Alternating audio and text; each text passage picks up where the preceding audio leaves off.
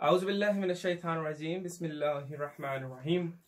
मोमिनीन किराम, आज हम एक न्यू टॉपिक के साथ आपके सामने हाजिर हुए हैं और इस टॉपिक का नाम है थायराइड ग्लैंड। अब ये थायराइड ग्लैंड क्या है और इसकी हम बात क्यों करना चाहते हैं, आया इसका हमने टॉपिक क्यों चूज किया, इसके लिए बहुत सारे जो है सवालात के जवाबात हैं कि एक तो हमें बहुत सारे मोमिनीन ने इसी थायराइड के हवाले से, मसलन इंडिया से बहुत सारी मोमिनीन ने, बांग्लादेश से और दुनिया के बहुत सारे मुल्कों से हमें कॉल्स आई कि किबला थायराइड पर बात करें। यहाँ पर थायराइड का मसला बढ़ता जा रहा है। बेसिकली ये है क्या, हम आपको आज की इस वीडियो में बताना चाहेंगे कि ये थायराइड ग्लैंड कहाँ पर होता है इंसान के बॉडी में, और साथ साथ इसका फंक्शन क्या है, और अगर किसी को ये थायराइड का इशू हो जाए तो उसे क्या सिम्टम्स जाहिर होते हैं, कैसे सिम्टम्स जाहिर होते हैं, और फिर इनसे बचाव के लिए हमें क्या करना चाहिए, या कौन सी ऐसी ग़िज़ाएं हैं जिनके इस्तेमाल से हम जो है इस थायराइड के मसले से बच सकते हैं।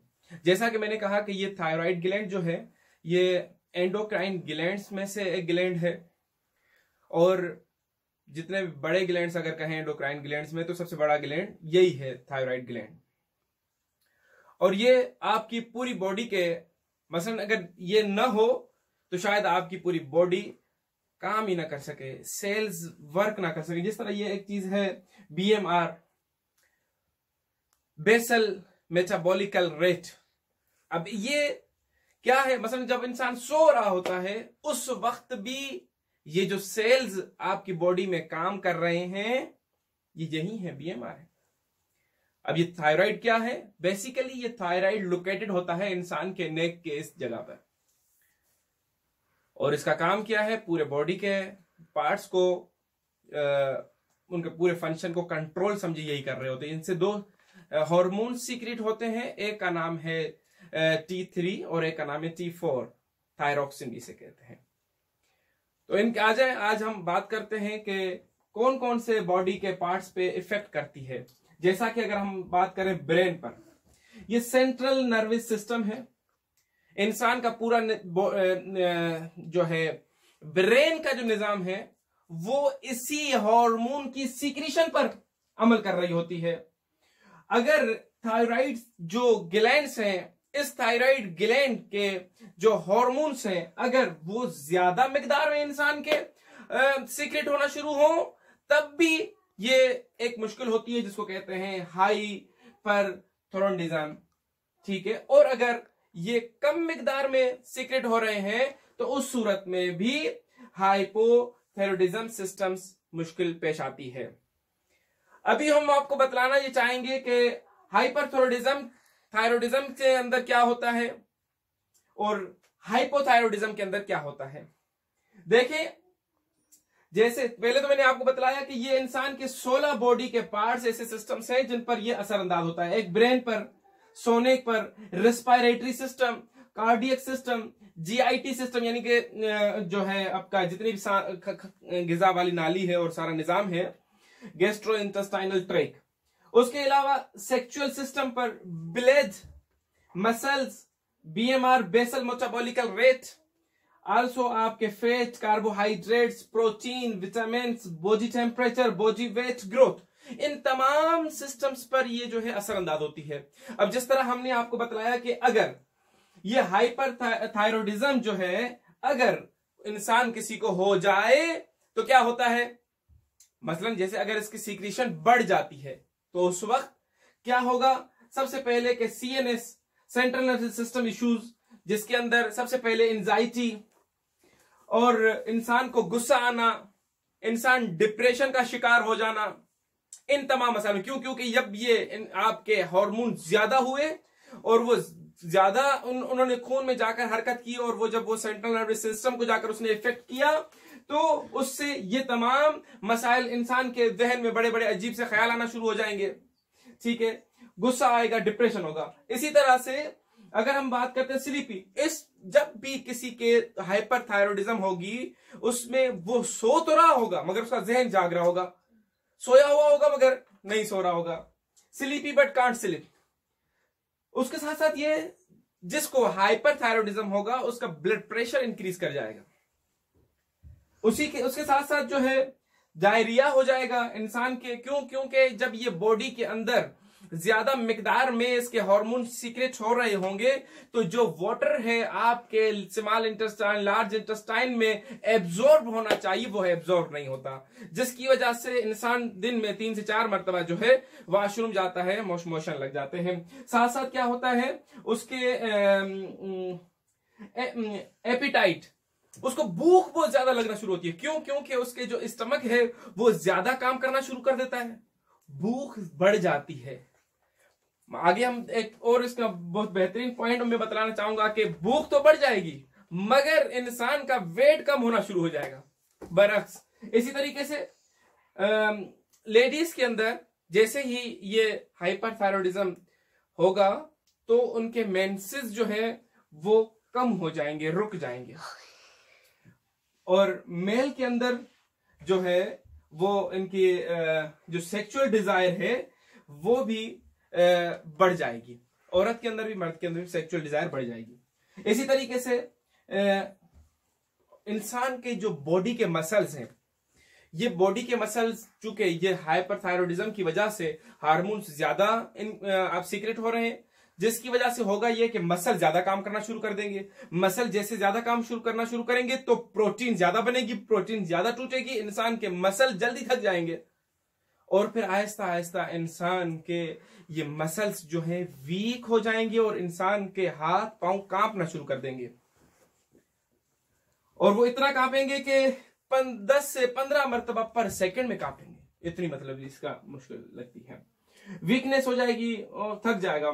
और उसके साथ साथ आरबीसीज जो है रेड ब्लड सेल, उनकी मिकदार जो है बॉडी के अंदर बढ़ जाएगी, वो भी इंसान के लिए नुकसानदेह है। पॉलीसेथीमिया हो जाएगा। उसके अलावा वेट जो है वो लूज होना शुरू होगा। क्यों? चूंकि फैटी एसिड्स जो है, फैट जो है हमारी बॉडी के अंदर, जैसे ही ये हार्मोन ज्यादा निकलेगा तो वो हार्मोन क्या करेंगे, इंसान के फैटी एसिड्स को ये कहूं कि पिघलाकर फौरन ब्लड में डाल देते हैं। अगर ज्यादा होगा तो ज्यादा इंसान का फैट जो है गल के ब्लड में चला जाएगा। होगा उस सूरत में ऐसा कि इंसान को भूख ज्यादा लग रही होगी मगर जिस्मानी तौर पर कमजोर होता जाएगा। इसी तरीके से बॉडी टेम्परेचर भी उसका इंक्रीज कर जाएगा, उसको बुखार रहेगा, बुखार की वजह से फिर उसे जो है पसीना बहुत ज्यादा आएगा। इसी तरीके से उसकी जो आईज हैं ये आईज बिग हो जाएंगी पीछे की तरफ से, मतलब उसकी खुली की खुली रह जाएंगी, पीछे की तरफ से जो उसके मसल्स हैं, सेल्स हैं वो बढ़ जाएंगे। इंसान की आंखें ऐसा लगेगा कि बाहर निकल के आ रही हैं। ये कब होगा? ये हाइपरथायरॉयडिज्म के अंदर होगा। हाँ, हाइपोथायरॉयडिज्म के अंदर क्या चीज होगी? देखिए, सबसे पहले इंसान डिप्रेशन का शिकार होगा। अच्छा, ये चीजें इंसान को फौरन पता नहीं चलती। 2-3 महीने के बाद जब ये मतलब डॉक्टर शुरू में इसको जो है, जिस तरह किसी को बुखार हो जाए तो फौरन पता चल जाएगा कि इसका जिस्म गर्म है तो बुखार हो गया है, मगर इन प्रॉब्लम्स के अंदर पता नहीं चलता फौरन। ये तब पता चलता है जब 1-2 मरतबा आप विजिट करते हैं डॉक्टर के पास और फिर जाकर कहीं डॉक्टर को समझ में आता है कि यही कहीं इसको थायराइड का इशू है। उसके बाद वो जाकर T3 T4 का जो है रिपोर्ट करवाता है। T3 जो है वो बेसिकली 40 जो सिस्टम में काम कर रहा है, वो अपने 40% सिस्टम को वो चला रहा होता है, 60% जो है T4 चला रहा होता है। खैर, हाइपोथायरॉयडिज्म के अंदर इंसान की नींद बढ़ जाएगी, कहेगा सोता ही रहूं, यानी कि जब ये सीक्रेशन कम होगी तो इसको नींद ज्यादा आएगी कमजोरी की वजह से। और उसके साथ साथ क्या हो गया, उसका साउंड जो है, आवाज खुरदरी हो जाएगी, आवाज में वो मिठास नहीं रहेगी। उसके साथ साथ क्या होगा, ब्रेडिकार्डिया या हाइपरटेंशन जो है इसके अंदर, ये दिल बहुत ज़ईफ हो जाएगा और साथ साथ जो है उसके दिल की धड़कन कम हो जाएगी, भूख बहुत कम लगेगी। हालांकि चूंकि वो हार्मोन्स नहीं निकल रहे ताकि उसके जो स्टमक के मसल्स हैं वो प्रॉपर तरीका काम नहीं कर रहे, भूख कम लगेगी। मगर अभी होगा ऐसा कि भूख कम लग रही है, बॉडी का वेट बढ़ना शुरू हो जाएगा, इंसान मोटा होता जाएगा। क्यों?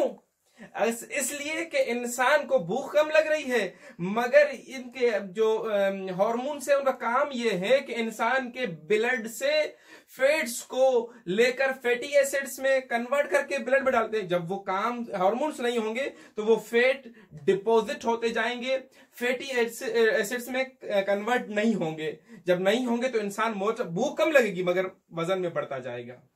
अच्छा, साथ साथ क्या होगा कि हेमोग्लोबिन उसका कम हो जाएगा और वही थकावट शुरू हो जाएगी, बॉडी में दर्द होना शुरू हो जाएगा, वेट बढ़ना शुरू हो जाएगा और साथ साथ जो है उसके अलावा उसकी बॉडी सारी ठंडी पड़ना शुरू हो जाएगी। उसके साथ साथ उसका फेस जो है वो सॉइल हो जाएगा, ग्रोथ उसकी जो है ऑटोमेटिकली रुक जाएगी।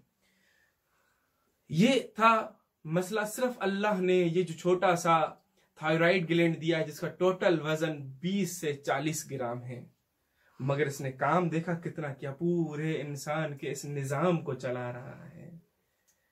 तभी तो खुदावंद मुताल ने पूरी कायनात को बनाते हुए कभी फखरी अंदाज इख्तियार न किया, हालांकि फख्र अल्लाह को जजता है, मगर जब एक इंसान को बनाया तो फौरन के उठा, लक़द ख़लक़नल इंसान फ़ी अहसन तक़वीम, मैं तो वो हूं कि जिसने इंसान को एक खूबसूरत शक्ल में पैदा किया है। कितना निजाम है इंसान की बॉडी के अंदर।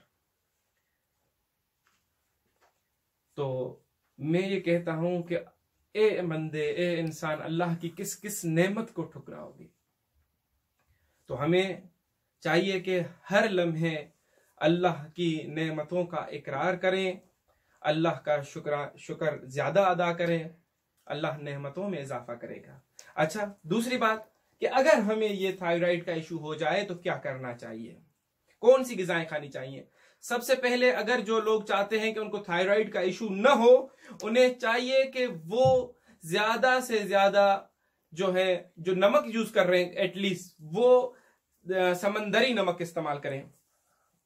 इसी तरह से दरियाई मछली को ज्यादा इस्तेमाल करें, देसी मुर्गी, देसी अंडे को ज्यादा इस्तेमाल करें। उसके अलावा जितनी भी ये हमारे पास मसलन दालें हैं, लोबिया है, इनका ज्यादा इस्तेमाल करें।